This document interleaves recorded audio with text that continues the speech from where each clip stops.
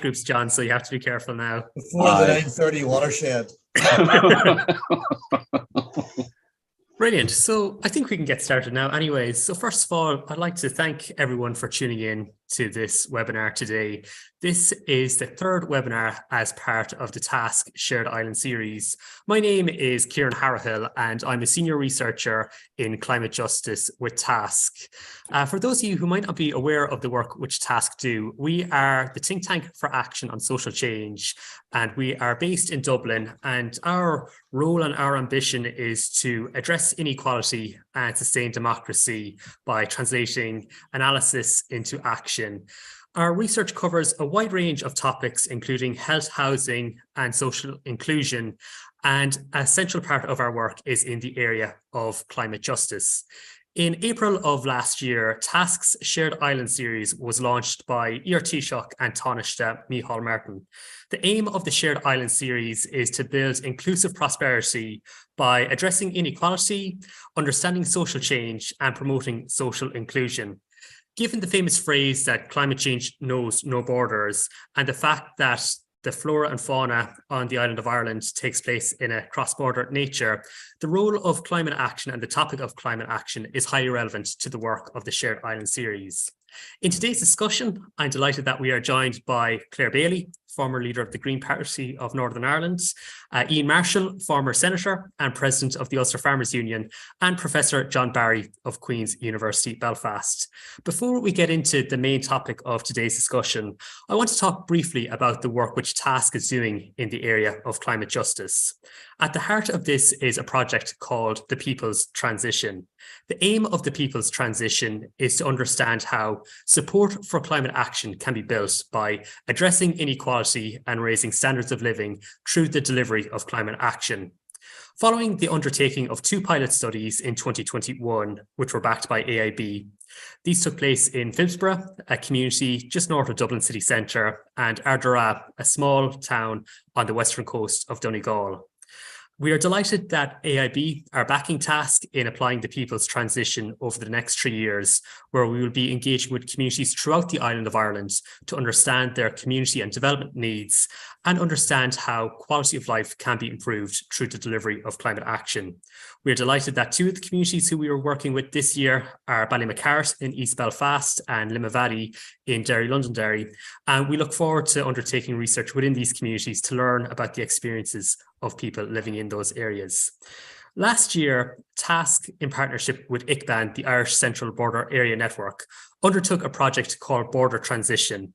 Within this study, we applied the philosophy of the People's Transition within communities in counties Fermanagh, Cavan and Leitrim. And to tell us a little bit more about this project, I'm delighted that we are joined by my colleague, Roisin Graney, who is the Researcher and Community Engagement Officer with TASC in the area of climate justice, and Andy Halliwell, who is the Innovator Officer with ICBAN. Roisin, if I could start with you, could you tell me a little bit about the Border Transition Project? So how the process worked and what were some of the findings from the project? Hi, Kieran. Thanks for a great introduction to today's event. And hello, and thank you to everyone who's joined. I suppose, as you mentioned, throughout last year, we worked with Andy and the team at ICBAN to bring the Border Transition Project to life. And I suppose to give it a bit of background, it actually began as a peace and reconciliation response and was funded by the Department of Foreign Affairs. So the project brought together 6 very rural communities at the intersection of Cavan, Leitrim and Fermanagh in an area called the Loch McNean area. The communities and villages that took part were Black Lion in County Cavan, Belcoo, Cashel and Killesher in Fermanagh, and Glenfarne and Kiltyclogher in Leitrim. So it was a great mix. We spent time initially working together with ICBAN to create a picture of the area, undercover kind of underrepresented and marginalized groups in the region, and to seek out interest and put together a working group of community members with representation from each of the 6 villages. So over the course of the engagement phase of the project, we met with community groups, students, young adults, people at a distance from employment, We met with farmers, older community members, and a group of people coming to the end of their sentences at Lockenhouse Open Prison. And that was all really to begin to distill out the needs and priorities of these diverse border region communities.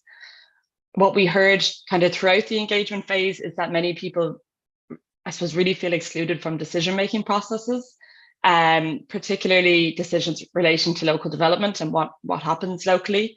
And this came across really quite strongly. Examples given, I suppose, during our conversations with different people varied from, building and restoration contracts being given to larger firms in Dublin and overseas instead of, I suppose, people locally who are skilled up and able to do that work. Another perception is that, or I suppose another feeling is that monoculture forestry is often prioritized over people. And I think these things really shine a light on the, I suppose, potential for alternative approaches to local development, such as community wealth building. In addition to, I suppose, what else we heard from the engagement phase, people are really struggling to pay energy bills as a result of the cost of living crisis. And there's kind of a lack of sustainable employment opportunities as well for young people. And while there is many challenges in the area, there's also a really deep appreciation for the local community and the local environment. And this was evident in pretty much every conversation that we had. There's also a really strong appetite for cross-border and cross-community collaboration in the present and into the future as a means to kind of solve shared challenges. There was also a clear desire for this collaboration to be facilitated and supported. So I suppose TASC's People's Transition work aims to understand these local development needs in order to come up with community-led climate solutions that benefit both people and planet. One of the solutions we researched and developed as part of this project that's benefiting from a bit of momentum at the moment is the idea for a community-owned either district heating or geothermal energy cooperative. And we're really inspired by a community group called Edenderry Village Energy, doing something quite similar at a grassroots level in Edenderry in County Down. And I think approaches like this one to local development offer, an opportunity to reduce energy pollution and emissions, but also energy poverty at the same time as building community wealth when you take that kind of cooperative approach. So we're actively exploring funding opportunities with a number of stakeholders at the moment on this, and maybe Andy will be able to go into this in more detail, but there's actually a community meeting tonight in Fermanagh, kindly hosted by ICBAN to further develop some of these plans. And I suppose maybe to answer one of the questions posed as part of the event, can climate action help bring communities together across borders? I think from our experience, it absolutely can, and it should.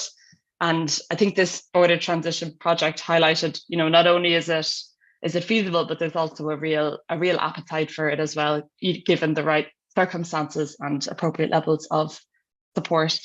So thanks for chairing today, Kieran, and giving a little bit of time to our border transition project. Brilliant. Thanks, Roisin. And Andy, it's great to have you with us here as well today. I suppose from your perspective as someone working with ICBAN, what do you think are the main strengths that this idea of the people's transition can have for communities you work with and communities across the island of Ireland? Yeah, thanks, Kieran, and hi to everyone. I mean, maybe just to say quickly at the outset, I'm in an office here in Enniskillen, and ICBAN actually stands for, it's an awful acronym really, but it stands for the Irish Central Border Area Network. So we've been going for about 25, 30 years, but we work on behalf of 8 different local authorities on both sides of the border. So in the north, we have our Marban, Bridge, Craigavon, and we have Fermanagh and Omagh, and we have Mid-Ulster. And then in the south, we have Donegal, Sligo, Leitrim, Cavan, and Monaghan. So, just to mention that at the outset. And Roisin, you did a great job there of just describing what border transition has been doing, and I think I'm just sort of going back in time here because we've almost kind of gone a full circle. I can remember going in to meet these 6 different community groups back in January of last year on some very cold evenings. People were still wearing masks from COVID. people had not met each other within their own community groups for quite a long time, in some cases, let alone their opposite numbers from across the border. So, we were starting from a kind of, quite a sort of a low base, if you like. But I think for me, it was my first sort of real encounter with the people's transition model on a practical level. I'd read about it, but I hadn't actually been involved in it practically. And Roisin was saying there that the first funding that we got was it was from DFA, Department of Foreign Affairs, Peace and Reconciliation. So I think the really good thing about the People's Transition, it's a community-led, bottom-up process, and it's quite kind of disarming in terms of cross-community, cross-border. It's something that people can buy into and rally around. Without the baggage of some of the sort of the legacy of the past and the current situation as well. So it has a nice bit of sort of positivity and sort of neutrality, if you like, as a concept. Yeah, we found it very beneficial to find out and develop potential solutions with the communities in partnership with them. We were kind of at pains to say, we're not going to pull the rug out from you when this funding is over. We're going to continue to engage with you and support you. So tonight we're going down to Florence Court, Kalesha, and we're going to meet those groups and really talk about an agenda which involves things like geothermal possibilities for the area. We're going to be talking to them about tourism and water quality, and we've got more than half an eye on Peace Plus, naturally. There's a big event tomorrow that you might be aware of in Dungannon, where the SEUPB are going to be talking about two key environmental investment areas, one of which is water quality, which is very relevant to Macnean, and the other one is sort of biodiversity. So I think we have just tried to maintain a very open and inclusive process throughout. So for example, tonight we are accommodating some people from the anti-fracking movement who have understood what's being potentially proposed about geothermal and have got their own kind of concerns and questions. And we have somebody coming up from Dublin, from the Geological Survey for Ireland, and I suppose it's good to have a bit of kind of expertise alongside us to try and answer some of those questions on behalf of people who, may be concerned about, the potential to have, drilling into the ground and what are the implications of that. And, I would say that the whole thing for me has been a great learning journey, being involved in the People's Transition idea and project. And I'll be honest, at times I felt like I was making it up as I went along, but, not in a bad way, I hope, but just, I was just really having to really understand things kind of, at a very immediate level. And it was great to have people like Roisin and Kieran alongside to kind of elucidate things, because you are feeling your way in the dark a bit sometimes, you feel. And I think the communities feel that way as well. But like at the end of the project, it wasn't a very long one.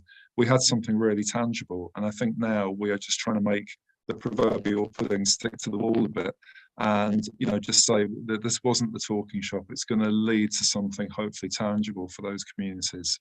So yeah, it's been a very good experience for ICBAN, and I hope those communities as well.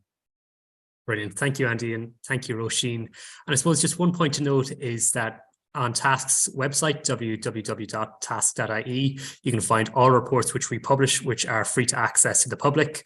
Also, we now have a specialized People's Transition website, www.peoplestransition.ie, where you can find the Border Transition Report alongside the two pilot studies. And from June of this year, we will be publishing a new report every month from the different communities which we will be engaging with. So we hope that you'll be able to find out the work which we do. So I suppose moving on now to the main focus of today's webinar, which focuses on climate action in the context of Stormont and the Shared Island Unit. I'm delighted that we are joined by Claire Bailey, John Barry and Ian Marshall. And I suppose just to start us off in this conversation, I'd be really interested to learn about how each of you became, I suppose, involved in the area of climate action. So Ian, if I could start with you, as someone from a farming background in County Armagh, how did you become engaged in the issue of climate action? Thanks, Kieran. Well, it's interesting. I'll go back. I'm trying to think. It must have been some stage during lockdown, but I've been asked by the Green Party to address their national convention. And my opening line to the Green Party National Convention, and I'm sure Claire was probably maybe in attendance, or if not virtually in attendance. But my opening gambit was, look, we're all environmental activists. And I know that raised some eyebrows, because people look at me and say, well, you're a farmer, you're definitely not an environmental activist.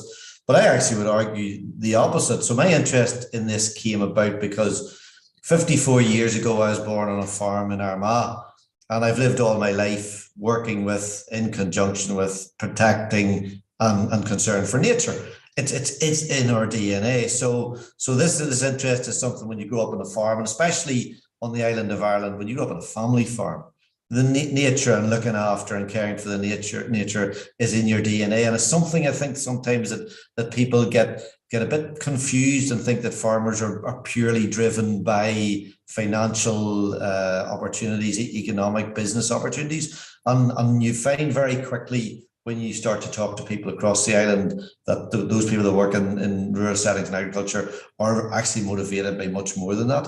So that my interest has always been there. And I suppose then through the work with the union, through the work with Queen's here on food and energy, that kind of, gets a bit of a focus on the fact that something that 20 years ago was the annex or the last chapter in a document or a business plan is now actually, it's part of the executive summary and part of the first chapter. Brilliant. Thank you, Ian. I suppose, Claire, just linking the Green Party there, as Ian mentioned, can you tell me a little bit about how you became involved in political activism and green politics in particular? That's a conversation for a podcast on its own. Try and make it really short, I suppose. I grew up in Belfast, born and bred in Belfast, a city girl, but the politics of Northern Ireland never really resonated with me. I came from a real community activist household. My mum was a real activist and generated a lot of activity and ran projects in our local community.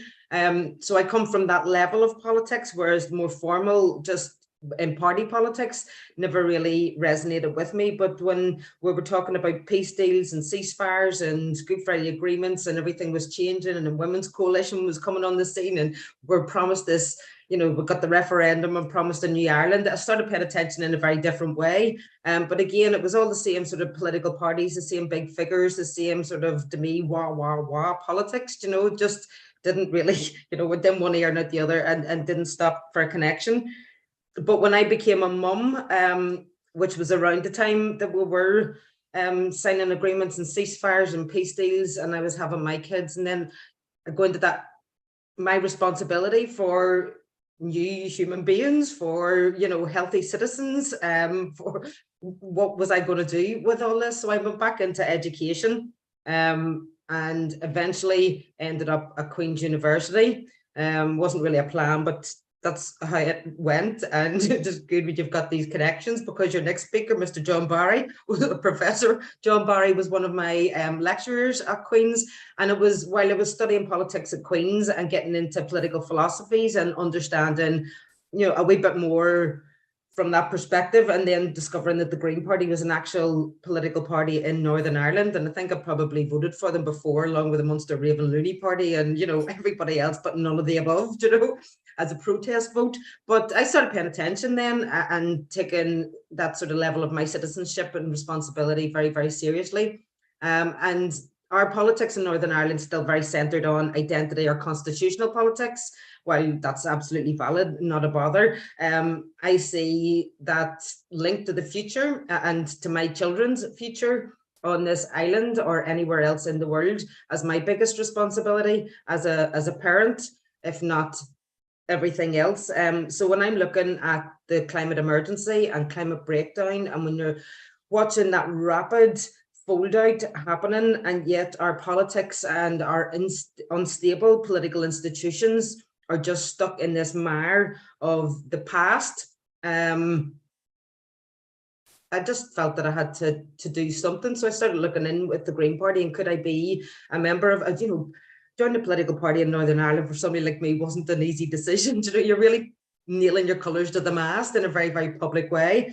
But I made that decision and decided that I was going to come forward with, another agenda that wasn't coming from the usual nationalist, unionist, what's your constitutional position trope of politics. I'm focused on the future, and I firmly believe that regardless of your constitutional preferences and allegiances, that it will be climate breakdown that will lead the way for this island, whether that be in a shared island, a united Ireland, or constitutionally linked across these islands.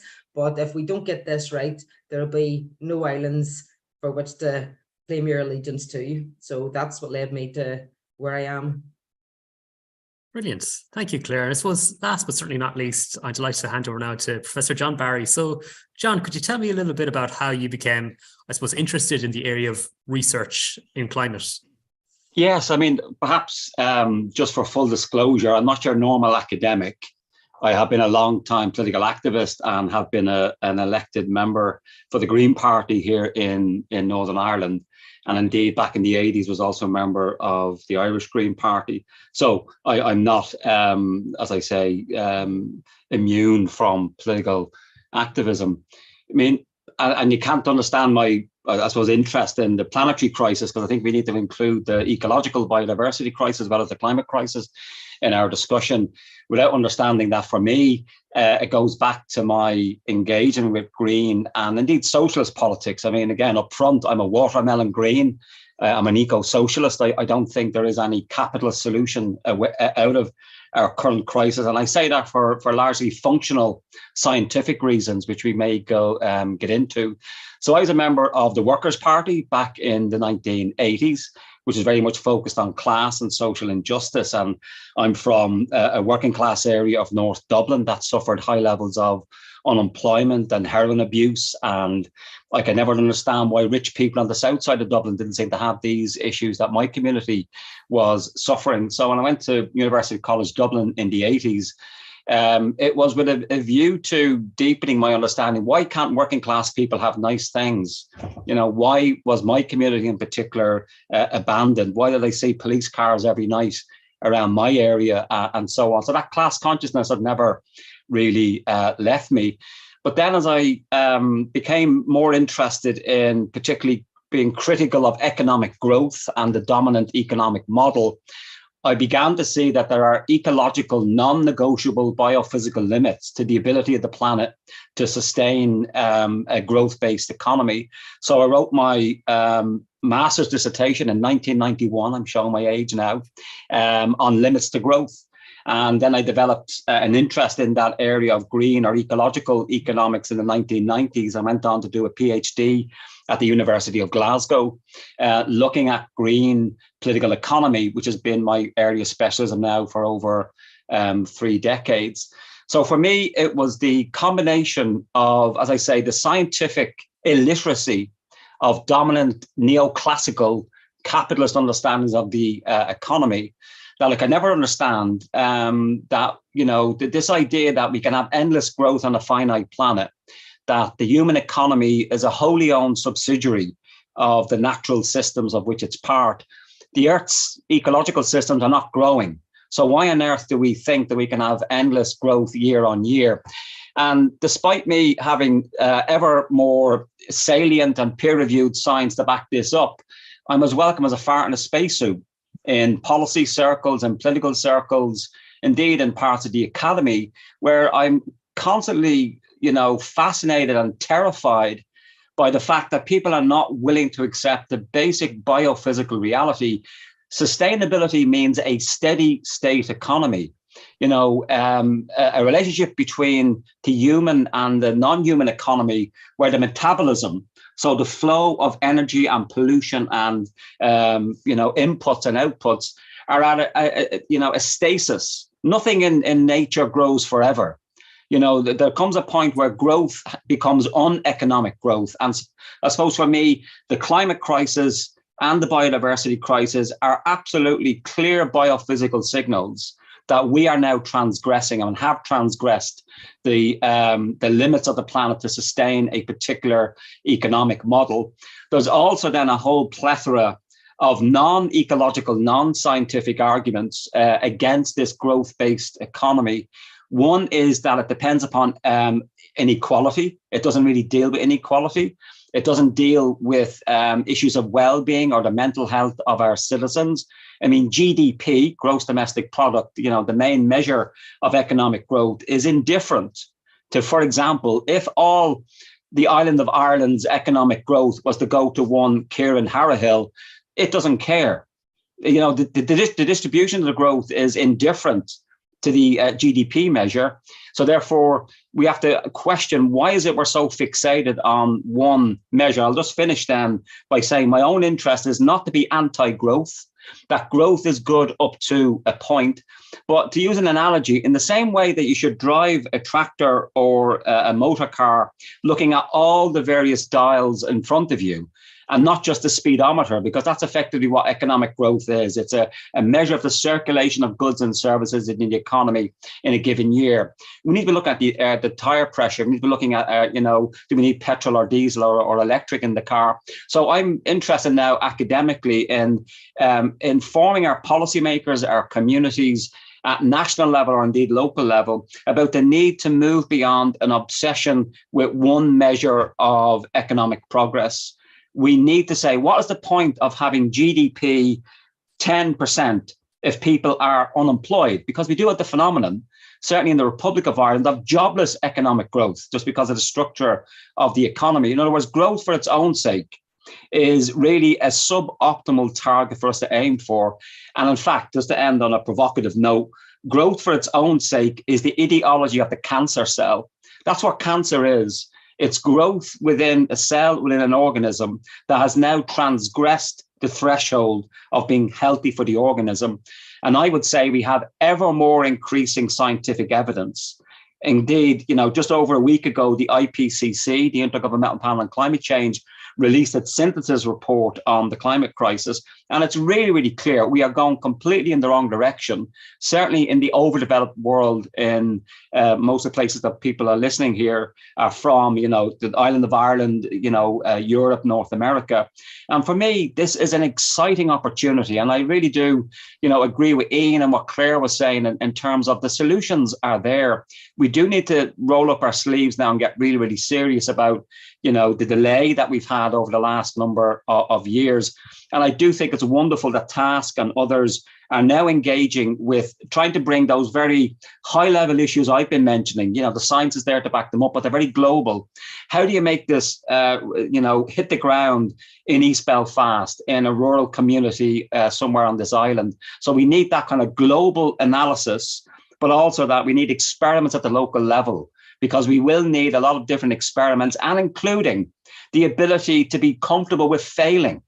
You know, I think we often are fearful of engaging in something innovative and new for fear of failure. But I think on a managed basis at local levels, you can have a, you know, responsible risk taking, as it were. So if something doesn't work in a local area, it's not going to affect the entire national economy or society. So I think these conversations are really important. We're going to need more of these in the years ahead. So well done to TASC and others for initiating these. Great. Thank you for that, John. So I suppose moving on now to the main focus of today's webinar, which is the uncertain future of power sharing in the executive in Northern Ireland and how that might impact community well-being, as you mentioned, John, but the climate issue more broadly. So I suppose if I could just really throw it open to yourselves, what impact, if there is a continued absence of local decision-making and devolved government in Northern Ireland, how do you think will that impact the ability of communities within Northern Ireland to engage with the issue of climate and climate justice? I can maybe jump in if that's okay. I think that there's already a disconnect between communities and the executive, or communities and the assembly, or communities and decision makers anyway, particularly at that sort of higher assembly or executive level rather than council level or on the ground. So, you know, we can't sort of have this discussion without acknowledging that we're coming up to 25 years of the existence of that institution, and almost 50% of that 25 years we have had no executive. We have had that institution collapsed So people in Northern Ireland are very well used to having no executive and no functioning assembly, and yet they have to get on with it because you still have to keep breathing and keep going. So it's not good, but it is sort of normalized in terms of on the ground community activism. But there is an awful lot going on. Okay, people absolutely get it. Business absolutely gets it. All sectors absolutely get that they have to make a transition and we have to do things differently. And I genuinely believe that for the majority, no matter what sector you're looking at, the willingness is there, the desire is there to try and do things differently. But what we don't have from that sort of executive or governmental level is the support for the programs that are needed. We don't have the support for educating and having that space for community dialogue, for communities to be able to come up with what is it that their particular needs and wants are. And we're not getting that level of support. But there is an awful lot of work going on. So we did pass a climate bill during the last mandate. Coincidentally, we passed that bill while the First Minister had walked out of office. But anyway, we still had a minister to pass the bill, which was great. But within that bill, there is now a mandate for all statutory bodies to produce climate action plans, for example. I'm now working with Sustainable Northern Ireland, and we've never been busier working with statutory agencies, with local councils, and increased requests from the private sector and business sector to come in and do, for example, carbon literacy training. How do businesses and people and communities know their impact? How do they measure their impact in order to start making the changes or coming up with the plans? So all that work is absolutely going on. There is, of course, then the big void. Once we have the plans, once we have consulted ourselves to death over strategies, we have no ministers to sign things off, and we have no ministers to allocate budgets. So we're going to come to that crunch point very, very soon in terms of work gets done and nothing gets progressed in Northern Ireland. That's so normal. Okay, and that's really interesting. I suppose, Ian, maybe to bring you in terms of, say, the business sectors, which Claire mentioned in terms of, and as you'd mentioned in terms of the position of climate action has really come to the forefront of businesses and so on. Do you think, is there a risk that maybe people could become disengaged or disempowered if, as Claire mentioned, these consultations take place, but it comes to a point where they can go no further because there is that absence of decision making? Is that a possible risk maybe going forward? Yeah, I think Kieran's interesting because everyone gets worn down and everyone gets really sick and tired of listening to the same old. And it's interesting because I had a conversation with a young student in Queens one day, and they said about the politics of my work in politics, and I said, "Are you political?" And they said, "Oh no, I'm not at all political." I said, "Well, I would actually contest that, because I says the definition of politics is you take a group of people and you have opinions. That's politics. Do you have opinions on things?" And she said, "Yeah, I do." Well, I says, you then you're political. So I think we have a responsibility to actually get back to basics here. Teach our kids about this. Teach our kids about why it's important that they engage. Because remember, at school, none of us were taught politics unless you elected to do politics as one of your A levels. So we missed out the opportunity to teach kids about what it is, the importance of engagement, and to tell them how important it is that they go out at election time and they vote.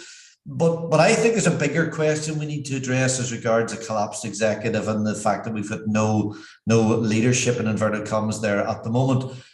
And here's the thing: politics is the art of survival. Politics is surviving from one election to the next election. I come from a business where we work on 10, 20, 30, 40-year business plans. That's the nature of the business. This disconnect between an incoming and an outgoing government or executive, the fact that people will do the government put their policy, which is about populism, is about what ticks boxes, what garners their electorate. So if you're in a highly intensive business part of the community, what policy suits your party and fits that electorate to get them out and cast a vote? I don't think that's helpful. I think we need to address some of the fundamental issues there where we have no continuity, consistency, and actually to own legislation after you go out of office, because I think there's a huge problem here. So I think that as much as we have a problem with the fact that we haven't someone up on the hill now, we've actually got a fundamental problem, and that we need to look at the structures, how they act. And actually, the thing that I really struggle with our political structures is the things done in isolation within government departments. So it's completely focused and preoccupied by specific single item agendas instead of looking at unintended consequences, other departmental strategy. And I did a meeting here in Queens on Friday, and one of the things I asked one of the public representatives was, did they think we should have a department for climate change? Because I actually think we maybe should consider that, because we need something that glues everything together and looks at the important focus for that department. There is on DETRA is climate change, and everything else feeds into that. So I think, Kieran, it's a long-winded way of sort of addressing that question, but I think it's important, and I think we need to deal with that in Belfast, to also deal with it in Dublin, and as Claire made the point, to deal with it in Belfast, Dublin and London, because the ecology, the environment, biodiversity and the climate issues affect all of us across and between two islands. Absolutely, and that's something we'll actually get onto now in a moment, Ian, when we talk a little bit more about the Shared Island Unit. I suppose, John, if I could just ask you, obviously we know the severity of the climate crisis, but for many people, when you think of the cost of living crisis, which people are undergoing at the minute, when we look at Dublin and in Belfast as well, issues of housing, issues of the healthcare service and so on, what could be done which could help to, I suppose, engage with communities who are at risk of being left behind, but who are at risk of falling off in terms of the day-to-day challenges which they are facing? There is that phrase, you are concerned about the end of the world, we are concerned about the end of the week. What do you think either activists, politicians, academics or so on, what could they do to help engage people and illustrate that climate action can have benefits for people's day-to-day lives and not just the broad climate issue? Well, to use a very Dublin phrase, we've got to be clear with people. We're in a jocker. We're in a polycrisis whereby the pandemic, the cost of living, or I would call it the cost of profiteering crisis. We can't blame everything on Vlad the Lad and his invasion of the Ukraine. That's a convenient, excuse for particularly fossil fuel companies to make obscene amounts of profit recently. But the cost of living crisis, the climate, the biodiversity crisis, the housing crisis, these are all expressions of the, in my view, the same problems, which is that we're coming to the end of the particular development model we've had perhaps in the last 40 years, whether you want to call it neoliberalism, excessive globalization, because certainly I think that, you're right, this issue, we need a working class environmentalism. Some of you, particularly Claire, will have heard me say many times over the years, is that too often the climate and biodiversity and green issue is a guilty, woke, educated, urban middle class issue. And that affects the constituency that Ian has come from as well, whereby our farming communities perceive that they're being attacked as somehow climate criminals, when in fact they're simply responding to the policy incentives in front of them. They've done what society has asked them to do, particularly since the Second World War, where they were asked to produce as much food as cheaply as possible. That was often using what we now would see as unsustainable methods, lots of chemicals, lots of heavy industry, heavy machinery. They know this, but so the issue here is that we need to have an inclusive understanding that this is not just an environmental issue. And relating to what Ian has said, we absolutely need a Department of Energy and Climate to link those together. And it's a complete anomaly here in the north, for example, that we have, and the secret's often in its name, whereby the power lies, is the Department of Agriculture, Environment and Rural Affairs. Now, to me, we need to go back and rejig our government department so that the titular, the pioneering institution in government should be around addressing this crisis, because it's not going to get any better. For those of you listening who may not be aware, we are now at 1.1 degree warming, across the globe. And already we've seen the disasters, 40-degree heat in London last year. We've had devastating bushfires and flooding around the world. And I'm here to tell you as well, 1.5 degree is gone. We haven't a hope in hell of reaching that level of keeping, global average warming. So we have to increase climate adaptation. How do we adapt farming, our urban and critical infrastructure to an inevitably warming world? So I think we need to be clear with people. It's that old saying that, not everything that is faced can be overcome. but nothing can be overcome until it's faced. And I think we're not being straight with our communities. There's too much, in my view, happy clappy talk of techno-optimistic solutions, that here's a whiz-bang technology or one intervention that's going to help change things. Don't get me wrong, we will need technological solutions, but more than that, we need a structural change in the economy. To go back to what I said earlier, we need to move beyond this obsession with GDP growth, start talking about quality of life for our communities alongside decent jobs and so on. So for me, it's about opening up a conversation. And obviously, as an educator, I put great store by public education. But I do think that we need leadership within our political class, and that's part of the problem across most of Europe, but certainly here in Northern Ireland or the North. We do have a low level of engagement with this issue. You know, we have kind of rhetorical commitment to it. And I'll give you an example. Claire would know this because she was in the Assembly at the time. So when the Assembly was restored after its last period of being, suspended, it declared in 2020 a climate and ecological emergency. The Irish Dáil, in case those of you from the South don't know, it declared a climate and ecological emergency in May 2019, 1 week after the British Parliament. But forgive my language, WTF question mark. What does it matter that these, bodies in our institutions and society have declared these emergencies when we've seen no action? And that's where I think the lessons of the pandemic are being lost. I mean, that's what a real emergency looks like, because, and I don't want to frighten people, I'm just being clear with them, because a bit like Claire, what motivates me and has motivated me both in my academic and my activist work is that I'm shit scared for my kids. I have two children, 18 and 24, and I'm reading these scientific reports about projections into the future, and it is apocalyptic. And if you're not scared and then angry and a bit depressed when you're reading this, you're not reading it correctly. And I think we have far too little discussion of this emotional impact as well, and particularly for men. Professors, we don't usually talk about our emotional engagement, but I'm just being honest with everybody listening to me, that's what motivates me. I am scared for my kids' future and all your children and grandkids' future. We are going completely in the wrong direction. We are locking ourselves, according to the IPCC report, to probably a 3-degree warmer world. Now, that is unlivable for many parts of the world. That means millions of people have been displaced from sub-Saharan Africa and elsewhere because they have simply nowhere else to live. If we thought the Syrian refugee crisis, remember that, how quickly the media moves on, that is a drop in the ocean as to what we're now facing. So while being aware of that apocalyptic potential of where we're going, there's also a hopeful narrative about letting go of an obsession with greening business as usual.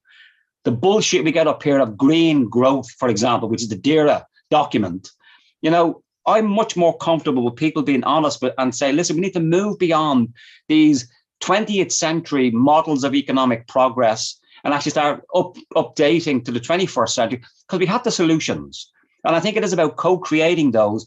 I mean, I've got pretty strong views, as you're probably aware, in terms of my interventions already. I think I've got the science to back them up, but I'm more than happy to be corrected, to negotiate and engage and so on these issues. And I do think there's a particular responsibility for the academy, people like me, whose job it is now, in my view, to step outside the academy. And that's why it's great to have people like Ian, who's also within Queen's and also, have lots of connections outside. In my own view, and again, I'm more than happy for people to disagree with me, we are in a wartime mobilization footing. We are facing an existential threat.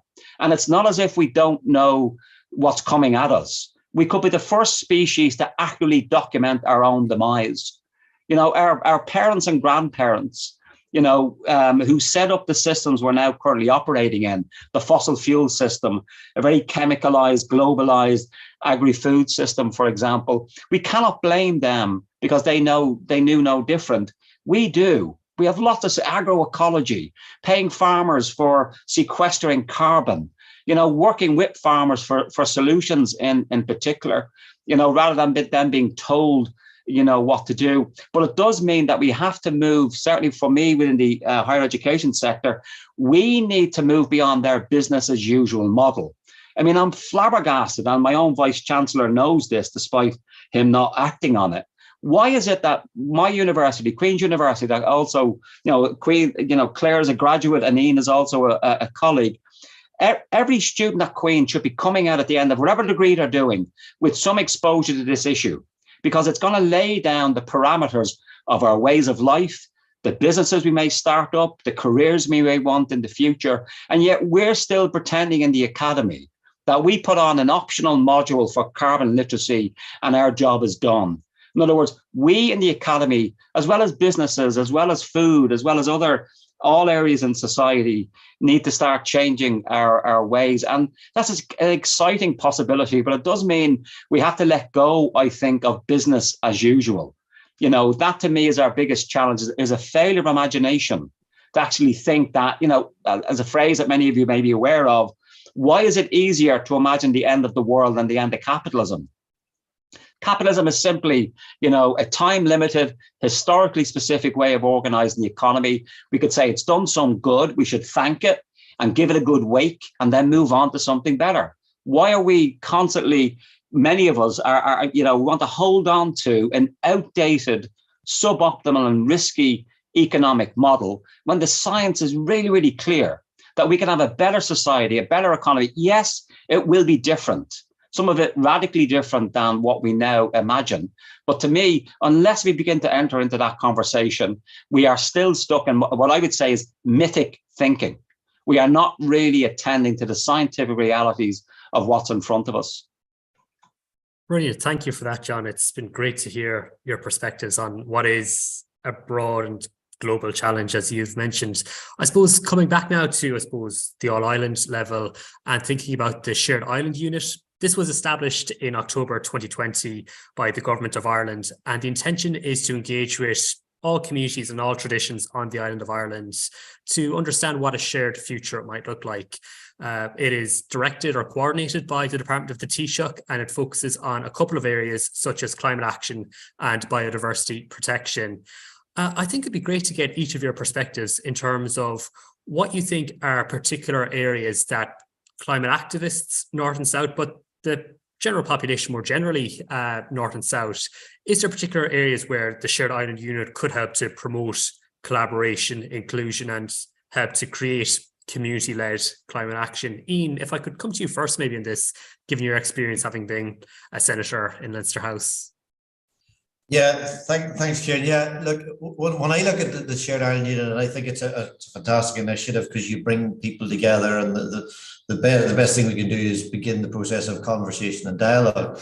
I think when we sit here and in a university, remember, universities changed a number of years ago, because for decades, universities were built on peer-reviewed published papers. And all of a sudden, the establishment recognised that this must be about impact and output. In fact, I keep reminding people I'm in a university not because I'm an academic, but actually I was brought in as a conduit, to link the guys doing the fundamental science with business and industry. It's about output. It's about impact. And I think that's what the Shared Island needs to focus on. What's the deliverables? What impact can they have?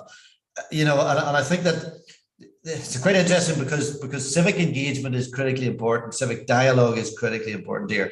And I go back to my story always when about 15 years ago, I listened to an interview on Radio 4 with I think I told you this maybe, Kieran, with a German farmer. And the German farmer was being interviewed about why UK and Irish farmers were so slow and so hesitant to take up renewable technologies. And the German farmer, without blinking, just said, when I sit in my farmhouse kitchen, I look out the window, I see a wind turbine. It's my wind turbine. When your British or Irish farmer looks out the window, he sees a wind turbine that belongs to someone else.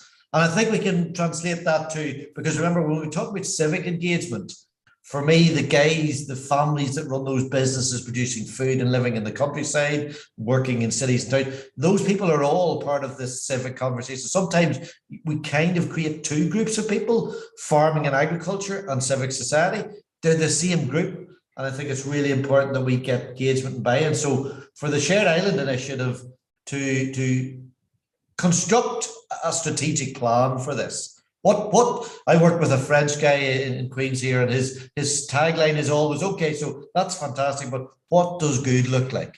So tell me what good looks like. Tell me, and John's completely correct in his analysis of where we are with the temperature and global warming. And I think sometimes I have a criticism to make. Sometimes we're beating the generations of today up about where we are, and it's not their fault. And there's an awful guilt complex. I think when we look back at population growth, 100 years ago, there were 2 billion people on the planet. 50 years ago, there were 4 billion people on the planet. Today, there are over 8 billion people on the planet.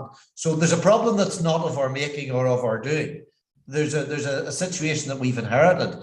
But you know what? We all have a responsibility to change it. So that's why I think the Shared Island Unit, to bring everyone together, to have a conversation across an island, and interestingly, and I don't mean to make this political, between the two islands, because we ain't going anywhere soon. We're not going to float off into the distance and separate. This affects us all. We're similar culture, with similar climate. We're in a temperate climate. We have access to water. We have massive opportunities. And I think that we can sometimes completely terrify people, and they feel so apathetic and helpless that they give up. So I think we need to create positive narratives around this. Shared Island Unit can do that. Set up leaders, set up people who can develop and devise a strategy that we can all buy into. Because I still fail to see that. What's the plan? And to go back to Stefan, what does good look like? Brilliant. Thanks for that, Ian. And I suppose, John, maybe to come to you as someone who's from the south, who's moved north, do you think, is there the potential for the Shared Island Unit to maybe help, maybe increase awareness of culture, societies, identities between people north and south? Oh, absolutely. I mean, I've lived up here now nearly 25 years, and the accent, of course, hasn't gone. You can still tell I'm out from the south, but certainly I think there's a capacity for addressing the planetary crisis as a way of overcoming, as I think Claire and both Ian have alluded to, the sectarian historical divisions. But we can't ignore those. I think it's naive to think that we can just wish these away. We do have to attend to those, historical issues. But I do think there is a capacity of weaving into our peacemaking capacities here, people, planet, and place, as it were. That's too many P's. I can pick up a penguin now, perhaps.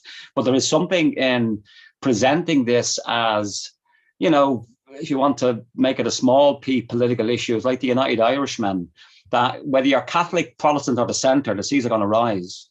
And Ian is absolutely correct that across these islands, we share similar challenges. We're also interconnected. We have an interconnector for electricity, for example, the Moyle interconnector between Scotland and Northern Ireland, and there's proposals for other interconnectors between the Republic and the UK and Europe and so on. And so therefore, I do think there's something like these islands and our experiences and capacity to engage in this together, which can help overcome some of the political issues that still will dominate us. I mean, for me, what's wonderful about this, meeting and rolling up our sleeves to meet the planetary crisis, is that we can move beyond. Certainly, my observation of being both a recovering politician and as a citizen and academic here in the north, is that we tend to march into the future looking backwards here. History, while we should give it its due regard, we also need to look around and say there's 21st century problems we need to face. And talking about, the Battle of the Boyne or 1916 and so on isn't going to help us do that, while also giving those historical issues and the identity challenges around them their due. So I do think the Shared Island Unit can offer a way of small p depoliticizing what is seen as an all-island agenda. And of course, Claire may have some commentary about, Shared Ireland, Shared Island Unit and where that name came from. But for me, to look at it purely biophysically, we are one eco unit on this island. We have one electricity market, for example. The electric vehicle charging points, and I speak as an EV owner, it is not the solution, folks, to our transportation problems, but the EV charging points are managed by the ESB, for example. So there are already practical ways in which we see an all-island, cooperation on these issues developing. And as Ian would well know, that our biggest challenge, and we're unique in this probably of any developed society, certainly in Europe, both jurisdictions on the island, our biggest greenhouse gas emitting sector is not transport, it's not energy, it's agri-food and land use. It's about 27% up north, it's just over 40 down south. So therefore, there's a great opportunity for co-learning And I'm sure Ian could talk about, the links that are perhaps happening between the UFU up here and the IFA down south in terms of, addressing that shared challenge. So I think there's a great opportunity to see that across this island, we can have these living labs, whether it's the local examples of the people's transition. I'm really delighted to hear Roisin talk about, exploring community wealth building as a particular model that communities can weave into the decarbonisation and green energy transition proposal. But the last thing I would say, and again, I'm a bit like a broken record for those of you who heard me say it before, but I'll keep saying because I think it's a good perspective, is that the good book says, without vision, the people perish. And I think what we have here, we haven't come up with a completely, compelling and integrated vision between us all, but I think there are elements in which, there are many shared dimensions of this vision. And let's mention some of the obvious ones for me. It is moving away from carbon energy as quickly and as equitably as possible. I think it's about ensuring we have food and energy security. Indeed, I would go for it. We need food sovereignty in the manner that you see, groups down south in the global south, not down Dublin. I mean, the global south, like La Via Campesina and so on, that we've gone too far in exposed and vulnerable global supply chains, particularly around those two things, energy and food. We need to relocalize these as much as possible for security purposes. And to me, that's part of this vision of us figuring out across this island, as we're dealing with the legacy of the past, we can also be addressing these 21st century problems as well. I mean, as I said at a Sinn event, the Sinn Féin invited me to an event in the Waterfront Hall there last year, but, they're looking at the constitutional futures. And again, I don't think I was particularly welcome for saying this, particularly with a southern accent where they all assume that we're all nationalists and Republicans. I mean, I'm an internationalist, folks, by the way, not necessarily a nationalist. But I said to them, listen, there's no United Ireland on a dead planet. Where is, in the discussion of the constitutional futures of this island, the issues we're talking about now? Because mostly I see they are a rehashing of 19th and 20th century nation state type arguments. And they have the validity, don't get me wrong. But I do think we need to be much more forceful. And by we, I mean people on this call. People, I'm presuming, have an interest in the ecological, the energy transition, biodiversity, to get our oar into these debates and say to those who either want to maintain the status quo, so for those who want to maintain, the Northern Ireland being part of the UK, what's the ecological, energy and so on transition benefits of that? But also to those who want a reunified Ireland, what is the argument in favour of reunification that will actually help us deal with the climate crisis? And for me, they're the type of debates I think there's an opportunity, because there's no doubt about it. This constitutional question is not going to go away. Thanks, Brexit, for fast forwarding this issue. So politically and in policy terms, we need to use that radical intervention now of the constitutional question to start raising these issues of the planetary crisis. To be a bit like that child in the Hans Christian Andersen story of The Emperor Has No Clothes, to say, what's all this about? We have a reunified Ireland, but then it's a disaster from a planetary point of view. What are the advantages of either, partition or reunification in the context of this? And I don't know what the answer is, but we have to start raising these questions. So for me, it's an exciting time because we have the planetary issue. We have a reconfiguration of relations across these islands, to go back to what Ian has said, we've already seen the election now of Hamza Yousaf with the SNP in Scotland. We are potentially looking at another referendum on independence in Scotland. Are we beginning to see the breakup of Britain as it's, currently understood? In these various political and ecological and climate challenges, what are the opportunities to remake our economic development model, remake our visions of the good society, but in a way that isn't so woolly and so radical? And I really do understand this from the ordinary point of view of what I call the Mammy Barry question. I mean, my mother is a strong working class woman from North Dublin, and everything I have said here, she would say, that's a load of nonsense, John. How's that going to help me in my shopping? And I do think that's the challenge, is that how do we make this land with people that they're going to be safer?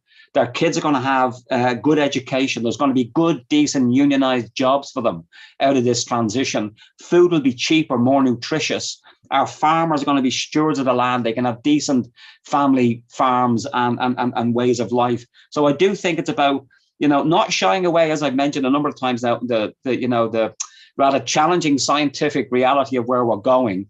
But we do have solutions, but it does require structural changes in our economy. I can't get away from that enough. There is no capitalist, there is no growth way out of this crisis. And I just wish that we did have voices like Claire in our elected chambers, that at least we're raising this issue to prepare our populations for very different ways of life in the years ahead. And I think it's an absolute dereliction of duty on behalf of our political class and indeed our media class that we are not getting the full picture of how stark it is, but also the range of options that are there, but they are resolutely non-technological. We do need technology, but there is no app for this, folks. There is no plug and play version of the future. This is up there with the Industrial Revolution.